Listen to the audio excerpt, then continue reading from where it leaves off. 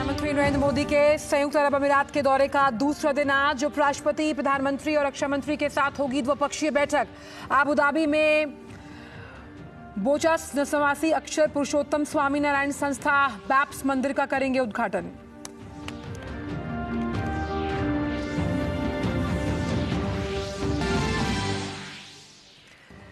UAE दौरे के पहले प्रधानमंत्री ने की राष्ट्रपति अल नायान के साथ प्रतिनिधि मंडल स्तर की वार्ता। दोनों देशों के बीच कई सहमति पत्र पर हुए हस्ताक्षर। यूपीआई से जुड़ी साझेदारी की हुई शुरुआत।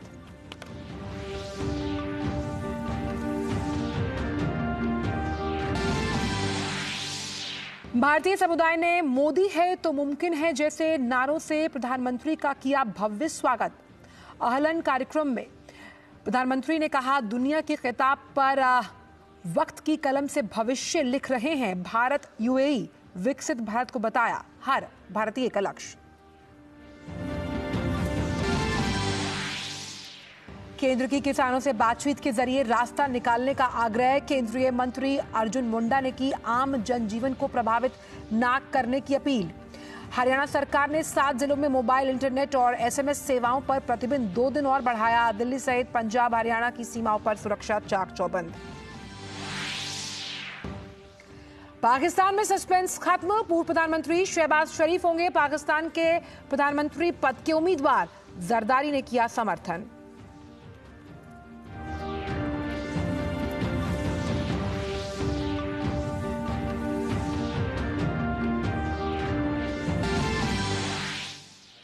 इंडोनेशिया में आज आम चुनाव के लिए वोटिंग। राष्ट्रपति, उपराष्ट्रपति, संसदीय और स्थानीय प्रतिनिधियों के चुनाव के लिए 20 करोड़ से ज्यादा लोग करेंगे मतदान।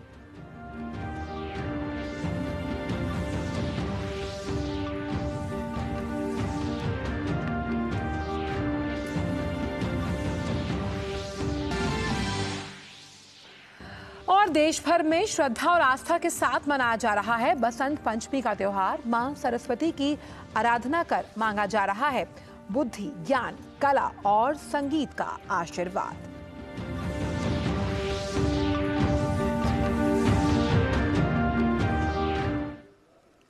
नमस्कार, आप देख रहे हैं डीडी न्यूज। मैं हूं आंचल गुलाटी गुम्बर और सबसे पहले बात करते हैं प्रधानमंत्री के संयुक्त अरब अमीरात दौरे से जुड़ी हुई।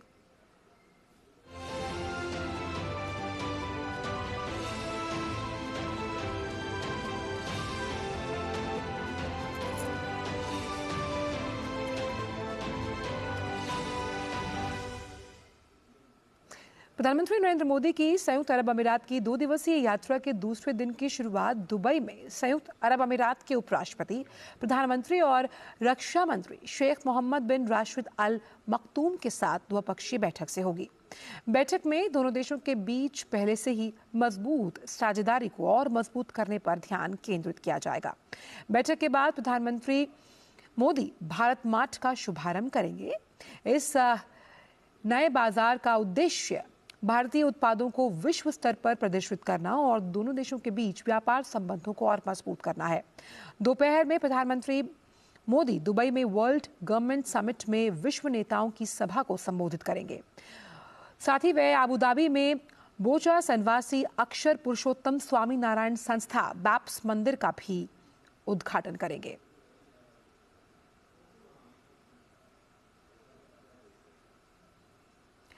प्रधानमंत्री नरेंद्र मोदी संयुक्त अरब अमीरात के बीएपीएस हिंदू मंदिर का लोकार्पण करेंगे।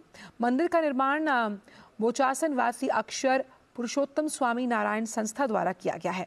आइए देखते हैं हमारे संवाददाता अश्विनी मिश्रा की अबू धाबी से ये खास रिपोर्ट। अबू धाबी स्थित बीएपीएस हिंदू मंदिर का लोकार्पण प्रधानमंत्री नरेंद्र मोदी करेंगे। ये मंदिर अपने आप में भारत के शाश्वत मूल्यों का प्रतिबिंब है। ये मंदिर अपने आप में भारत भारतीयता की व्याख्या करता है। ये मंदिर अपने आप में भारत की मंदिर और वास्तुकला को पूरी दुनिया के सामने अनोखे तरीके से प्रस्तुत करता है। और आइए आपको दिखाते हैं इस मंदिर की एक झलक। आइए आपको दिखाते हैं इस मंदिर के विशिष्ट वास्तु के शिल्प के नमूनों की एक झलक। गुलाबी लाल पत्थरों से मंदिर का बाहरी हिस्सा बना है, तो मंदिर का आंतरिक हिस्सा सफेद संगमरमर से बना है जो कि इटली से आया है। ये पूरा का पूरा जो मार्बल है, ये सफेद संगमरमर जो है ये इटली से लाया गया है। इनमें देखें अनेक देवी देवताओं की मूर्तियां, अनेक पौराणिक प्रसंगों को इसमें उकेरा गया है। भगवान विष्णु की मूर्ति, भगवान नारद की मूर्ति, यक्ष यक्षिणियों की मूर्ति, गंधर्वों की मूर्ति और साथ ही साथ अनेक ऐसी मनोहारी चित्रित कर देने वाली कलाएं यहाँ पर हैं जो कि भारत की प्राचीन संस्कृति को दुनिया के सामने स्थापित करती है, हमारी विलक्षण मंदिर निर्माण कला को भी दुनिया के सामने स्थापित करती हैं। हमारे साथ स्वयंसेवक हैं, वॉलंटियर्स हैं। किस तरीके से आप ये बताएं कि इस मंदिर के 7 शिखर हैं, 7 शिखरों में अलग अलग देवी देवताओं के मंदिर है, भगवान राम, भगवान शिव का परिवार, राम का दरबार, उसके अलावा प्रमुख स्वामी जी के साथ साथ शास्त्री जी महाराज की मूर्तियां। जो मंदिर के जो और खास विशेषताएं हैं, सेलिएंट फीचर्स क्या हैं, जो मूर्तियां कहां से आई हैं? So what's really special about this mandir is it really unifies all of India because we have murtis that have come from their most authentic regions. So when you look at Tirupati Balaji, it's provided by the Tirupati Trust over in Tirupati. When you look at the murtis that have come from Puri for Jagannath Ji, it's come specifically from Puri. So each mandir, shikhar, has a murti which comes from all around India. So this is a one place where all Indians, all Hindus are fully united and come together. And when you really think about the Mahima of India, the way that we're reigniting the way ancient civilization, ancient architecture, ancient ways of putting together such mandirs is something that we're very proud of, and we could not have done it without the support of the Prime Minister, Narendra Bhai Modi, but most importantly, the UAE government. They've been so supportive and so kind, and you can see the way that the salient features in this mandir talks about harmony and integration of UAE and Middle Eastern values and architecture with Indian values and architecture. So this is something that we're very proud of. If you look all around the mandir, you will see an integration of harmony between the two regions. So when we talk about plants, for example, we can see gaff trees which originate from the Middle East, but we also see tulsi trees. So harmony between the plants. When we look at the carvings of all of the animals, we see elephants, but then we also see falcons. So these are all traditional birds and animals, plants that are found within the two regions. And then even in the architecture. So when you look at the mandir alone, if you're standing in the mandir, you would feel like you're in India because of very traditional carvings. But if you look outside the wider facilities, we have architecture that resemble Arabic architecture. And what's really beautiful is that those stone architectural structures actually protect the mandir in the center from sandstones and from the air circulation. So what's important, and the message that we're giving, is how one culture and civilization protects another culture and civilization. And that's the beauty of the message of this mandir. निश्चित तौर से शांत सद्भाव और शांतिपूर्ण सहअस्तित्व, यही संदेश इस मंदिर से जाता है, जो कि पूरी दुनिया में भारत के शाश्वत सनातन मूल्यों को स्थापित करता है। ये मंदिर पूरी दुनिया के लिए एक अनुपम उपहार होगा, भारत भारतीयता का, सनातन संस्कृति का एक ऐसा उपहार जो कि पूरी दुनिया को सद्भाव का पाठ पढ़ाएगा, शांति का संदेश देगा, शांतिपूर्ण सहअस्तित्व का नया अध्याय लिखेगा। अपनी सहयोगी मेघना देव और कैमरा पर्सन प्रमोद नेगी के साथ अश्विनी कुमार मिश्र, BAPS हिंदू मंदिर, अबू धाबी। और प्रधानमंत्री नरेंद्र मोदी की UAE यात्रा पर विदेश सचिव विनय मोहन क्वात्रा ने कहा कि दोनों देशों के बीच 10 समझौता ज्ञापन पर हस्ताक्षर किए गए हैं। भारत मध्य पूर्व आर्थिक गलियारा समझौता सहयोग को और आगे बढ़ाएगा। Agreement on intergovernmental framework concerning cooperation on the India-Middle East Economic Corridor. Areas under this particular agreement which are covered are: one, relating to cooperation on logistics platforms, which is a crucial element of furthering the objectives of this particular corridor. Two, provision of supply chain services. Now, supply chain services not just limited to one or two things, but to cover all types of general cargo, bulk containers and liquid bulk. विनय मोहन क्वात्रा ने कहा कि दोनों देशों के बीच ऊर्जा के क्षेत्र पर हुए समझौते से संबंध और मजबूत होंगे।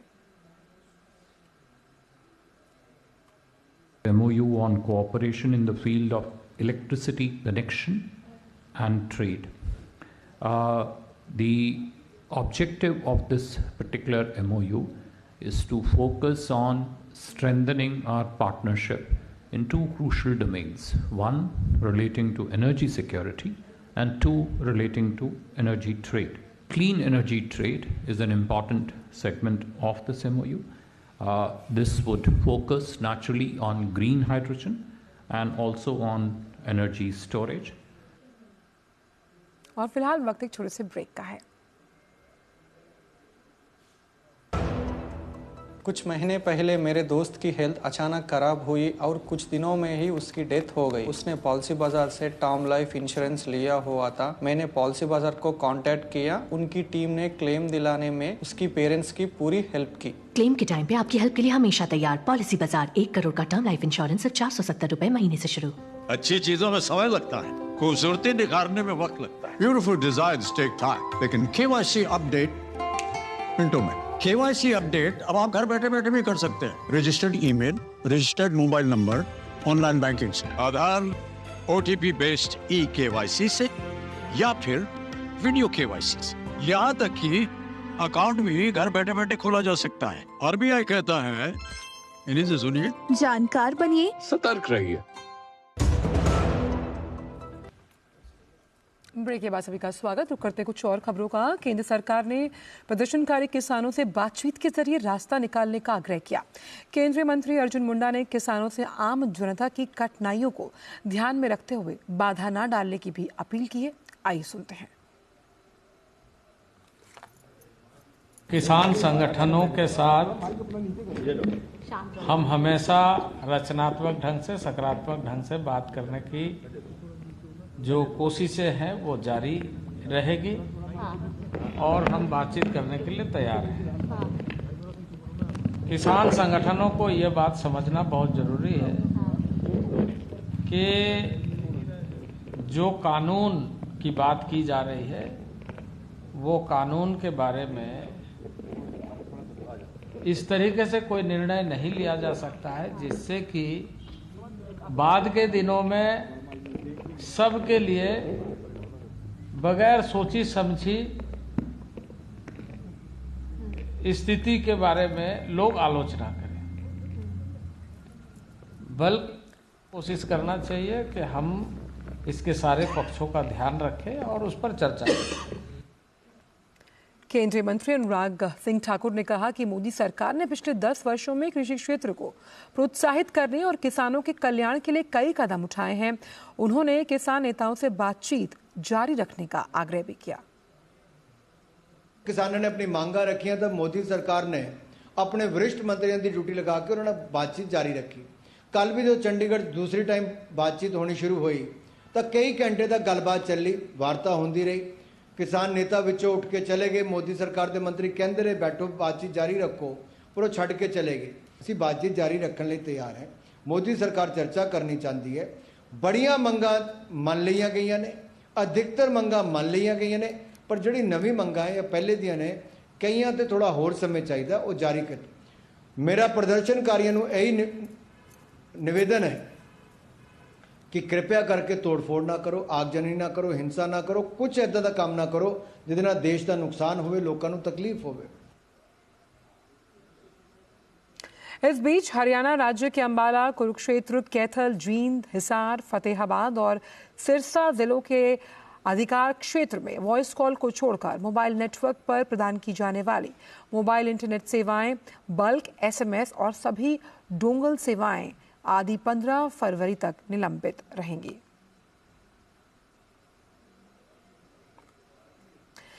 इधर दिल्ली की सभी सीमाओं को सील कर दिया गया। हर जगह पुलिस और सुरक्षा बलों की पूरी तरह से मुस्तैदी है और दिल्ली से सटी सीमाओं पर सुरक्षा के कड़े इंतजाम किए गए हैं। हरियाणा और उत्तर प्रदेश से सटी दिल्ली की सीमा को छावनी में तब्दील कर दिया गया। दिल्ली की सीमा पर पुलिस का सघन चेकिंग अभियान भी जारी है। सुरक्षा के मद्देनजर पुलिस की पूरी तैयारी है।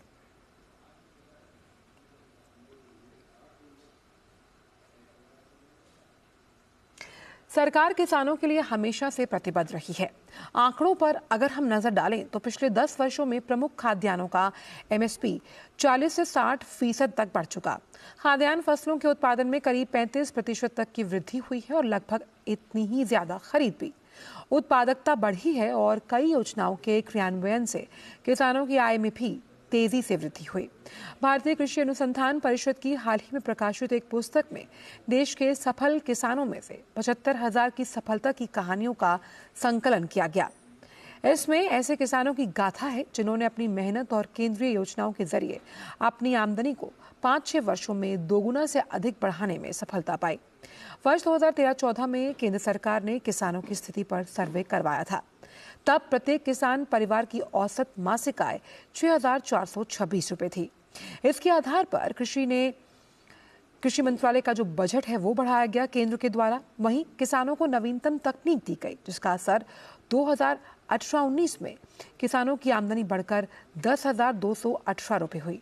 कृषि क्षेत्र को प्राथमिकता का अंदाजा हम इसी बात से लगा सकते हैं कि 2013-14 के 27,662 करोड़ रुपए के बजट को करीब 5 गुना बढ़ाकर वर्ष 2024-25 में अंतरिम बजट की अगर बात की जाए तो 1.27 लाख करोड़ रुपए कर दिया गया। समिति की रिपोर्ट पर केंद्र सरकार ने गंभीरता से अमल करते हुए किसानों की आय को दोगुना करने का लक्ष्य तय किया था और इस पर तेजी से काम हुआ है। इसका परिणाम भी सामने आया। आंकड़ों की माने तो 2014-15 में एमएसपी पर कुल खरीद 761.40 लाख टन थी, जिसके लिए 1.06 लाख करोड़ रुपए खर्च हुए। 2022-23 में खरीद बढ़कर 1,062.69 लाख टन थी, जिस पर 2.28 लाख करोड़ रुपए का भुगतान किया गया था।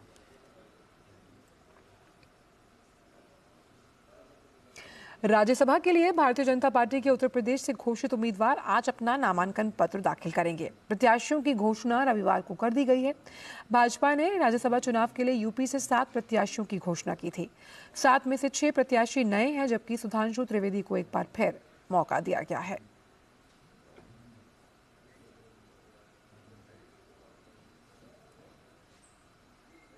कांग्रेस की पूर्व अध्यक्ष सोनिया गांधी पहली बार राज्यसभा की सदस्य बनने जा रही हैं। वे आगामी राज्यसभा चुनावों के लिए आज राजस्थान से नामांकन पत्र दाखिल कर सकती हैं। इस दौरान राहुल गांधी, प्रियंका गांधी वाड्रा और कांग्रेस अध्यक्ष मल्लिकार्जुन खड़गे भी उनके साथ होंगे। हालांकि पार्टी ने इस संबंध में आधिकारिक घोषणा नहीं की है। खबर पश्चिम बंगाल से, जहां 19 फरवरी तक संदेशखाली ग्राम पंचायत सहित 7 ग्राम पंचायतों और उसके आसपास 500 मीटर क्षेत्र में सीआरपीसी की धारा 144 लागू कर दी गई है।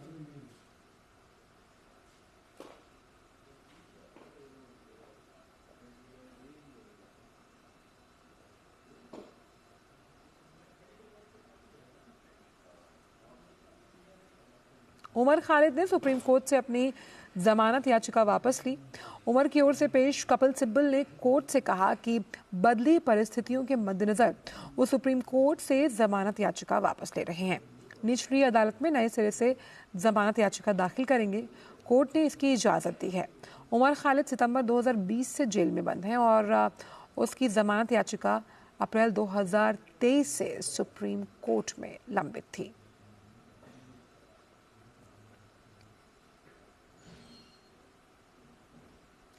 पुलवामा आतंकी हमले की बरसी पर प्रधानमंत्री नरेंद्र मोदी ने सोशल मीडिया एक्स पर शहीदों को नमन किया है। उन्होंने कहा कि मैं पुलवामा में शहीद हुए वीरों को श्रद्धांजलि अर्पित करता हूं। हमारे राष्ट्र के लिए उनकी सेवा और बलिदान को हमेशा याद रखा जाएगा। पूर्व केंद्रीय मंत्री सुषमा स्वराज की आज जयंती पर विदेश मंत्री एस जयशंकर ने सोशल मीडिया प्लेटफॉर्म एक्स पर लिखा कि आज सुषमा स्वराज जी को उनकी जयंती पर याद कर रहा हूं। उनकी गर्मजोशी और प्रेरणादायक उपस्थिति को हमेशा याद करूंगा। वह हमारे दिलों में हमेशा जीवित रहेंगी। राजधानी में चल रहे नई दिल्ली विश्व पुस्तक मेले में बच्चों के लिए रोबोटिक्स प्रणाली और ई लर्निंग पुस्तकें भी देखी जा सकती हैं। रोबोटिक्स प्रणाली में बच्चों को प्रैक्टिकल जानकारी दी जा रही है और यहाँ रोबोट्स की तरह चलते फिरते उपकरण भी मेले में आकर्षण का केंद्र बने हुए हैं। कैसे हैं ये उपकरण, बता रहे हैं हमारे संवाददाता गिरीश निशाना इस रिपोर्ट के जरिए। नई दिल्ली विश्व पुस्तक मेले में काफ़ी ऐसी पुस्तकें देखी जा सकती हैं जिन्हें देखकर, पढ़कर, समझकर रोबोट बनाए जा सकते हैं। जी हाँ, हम बात कर रहे हैं एआई की। रोमी मुखर्जी हमारे साथ हैं, बात करते हैं। रोमी जी, किस तरह के यहाँ पर आप दिखाने का प्रयास कर रहे हैं? एक्चुअली ये जो होता है एआई एंड रोबोटिक्स लैब, हम स्कूल्स में जाते हैं और एआई एंड रोबोटिक्स लैब का सेटअप करते हैं। जैसे कि फिजिक्स, केमिस्ट्री, कंप्यूटर लैब्स होते हैं, उसी कंप्यूटर लैब्स में हम लोग जाके ये सेटअप करते हैं। तो ये जो किट होता है ये हम बच्चों को प्रोवाइड करते हैं और इसी किट से ये रोबोटिक्स बच्चे बना सकते हैं। जैसे कि ये मार्स रोवर है, इसको पूरा जो मार्स में जो गए थे वही उसी का रेप्लिका है, इसी को बच्चे ने ही बनाया है। ये कोई भी सस्पेंशन में तो नहीं चलता है ऊपर में, तो इसको हम लोग कहीं भी सामने कोई भी सरफेस रख दे, अनइवन सरफेस, ये आ जाएगा। तो ऐसे बच्चे बहुत सारे प्रोजेक्ट्स बनाते हैं। हम लोग एक फंक्शन भी कवर करते हैं कोडेवर नाम का, उसमें बच्चे पार्टिसिपेट करके फिर उसको बाहर भी जाने का चांसेस मिलता है, दुबई जाने का, फिर मेक्सिको जाने का प्रोजेक्ट्स प्रेजेंट करने के लिए उसको रिवर्स भी मिलते हैं and that is also free of cost, जहाँ पे भी लैब्स हम लोग का है। और we are almost working on 200 schools at the present. तो अगर आप भी नई दिल्ली विश्व पुस्तक मेले में आ रहे हैं तो इस स्टॉल को देखना ना भूलें, जहां पर खास तौर पर एआई यानी कि आर्टिफिशियल इंटेलिजेंस के तहत रोबोट बनाना सिखाया जा रहा है, जिसे पुस्तक मेले में आने वाले हर बच्चा इसे पसंद कर रहा है। कैमरामैन शारदा रंजन के साथ गिरीश निशाना, डीडी न्यूज, दिल्ली। और आज देश भर में बसंत पंचमी का त्योहार पूरी श्रद्धा और आस्था के साथ मनाया जा रहा है। माघ शुक्ल पंचमी तिथि को मनाया जाने वाला ये पर्व बुद्धि और ज्ञान की देवी मां सरस्वती को समर्पित है। आज कई शैक्षणिक संस्थानों में विशेष आयोजन किए जा रहे हैं। साथ ही पवित्र घाटों पर सुबह से स्नान ध्यान का क्रम जारी है। विशेषकर विद्यार्थी मां सरस्वती से विद्या, ज्ञान और कला का आशीर्वाद मांग रहे हैं।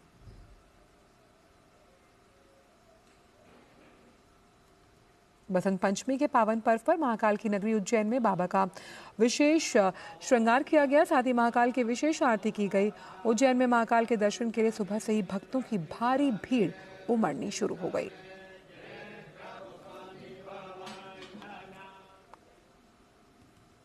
साथ ही बनारस में भी बसंत पंचमी का पर्व आस्था और हर्षोल्लास के साथ मनाया गया।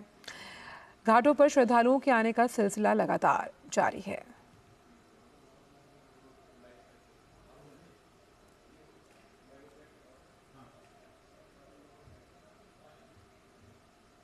और आज बसंत पंचमी के अवसर पर वृंदावन के बांके बिहारी मंदिर में भक्तों की भारी भीड़ उमड़ी।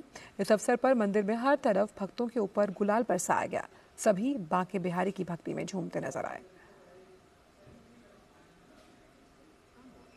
बसंत पंचमी और सरस्वती पूजा के पावन अवसर पर राष्ट्रपति द्रौपदी मुर्मू ने देशवासियों को शुभकामनाएं दी। उन्होंने सोशल मीडिया प्लेटफॉर्म एक्स पर अपने संदेश में कहा, बसंत पंचमी और सरस्वती पूजा के पावन अवसर पर मैं सभी देशवासियों को हार्दिक शुभकामनाएं देती हूँ। मेरी मंगल कामना है कि ऊर्जा और श्रद्धा से भरपूर ये त्योहार सभी भारतवासियों के जीवन में सुख समृद्धि लेकर आए। मैं प्रार्थना करती हूँ कि माँ सरस्वती सबके जीवन में विद्या और ज्ञान का अविरल संचार करे। प्रधानमंत्री नरेंद्र मोदी ने देशवासियों को बसंत पंचमी की शुभकामनाएं दी हैं। प्रधानमंत्री ने एक्स पर लिखा कि देश भर के मेरे परिवारजनों को बसंत पंचमी और सरस्वती पूजा की अनंत शुभकामनाएं। बात शतरंज की। नई दिल्ली में आज 45वें शतरंज ओलंपियाड के लिए मशाल हैंड ऑफ समारोह की शुरुआत हुई। इस अवसर पर खेल मंत्री अनुराग सिंह ठाकुर के साथ साथ शतरंज की दुनिया के कई दिग्गज भी शामिल रहे। समारोह को संबोधित करते हुए खेल मंत्री अनुराग सिंह ठाकुर ने कहा कि ये हमारे देश के लिए बड़े गर्व की बात है कि टूर्नामेंट के लिए चुने गए 16 खिलाड़ियों में से 5 भारत से जुड़े हैं। It's me a great pleasure to share that out of the 16 participants who have qualified for the 2024 candidates tournament, 5 of them are Indians. Indian dominance at such elite tournaments is a testament to the chess culture in the country. और फिलहाल समाचारों में इतना ही। दीजिए इजाजत। नमस्कार।